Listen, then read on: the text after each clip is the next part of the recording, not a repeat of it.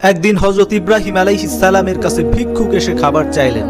দেন ইব্রাহিম আলাইহিস সালাম তাকে খাবার দিয়ে বললেন, এই নিন খাবার, বিসমিল্লাহ বলে শুরু করুন। তখন ভিক্ষুক বলল, আমি তো আল্লাহকে বিশ্বাসই করি না, so why will I say বিসমিল্লাহ ম্যান, বিসমিল্লাহ কেন বলবো? তখন হযরত ইব্রাহিম আলাইহিস সালাম প্রচন্ড রেগে গেলেন এবং তার হাত থেকে খাবারের প্লেট কেড়ে নিলেন। তারপর ভিক্ষুক ইব্রাহিম আলাইহিস সালামের ঘর থেকে বের হওয়া মাত্রই আল্লাহ রাব্বুল আলামিন ইব্রাহিম আলাইহিস সালামের উপর ওহী নাজিল করলেন। বললেন, হে ইব্রাহিম, আমার এই অবিশ্বাসী বান্দাকে আমি 60 বছর খাবার দিয়েছি, আর তুমি একদিনও দিতে পারলে না? সে আমাকে বিশ্বাস করুক বা না করুক, সেটা তার আর আমার ব্যাপার। যাও, তাকে ডেকে এনে খাবার খাওয়াও।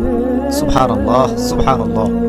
জাস্ট ইমাজিন, একবার ভাবুন, একজন অবিশ্বাসীকে আল্লাহ রাব্বুল আলামিন যদি এতটা মহব্বত করে থাকেন, তাহলে যারা ঈমান এনেছে, যারা নেক আমল করে, রাসূল সাল্লাল্লাহু আলাইহি ওয়াসাল্লামের আদর্শিত পথে চলে, তাদেরকে আল্লাহ রাব্বুল আলামিন কতটা ভালোবাসেন। Just imagine.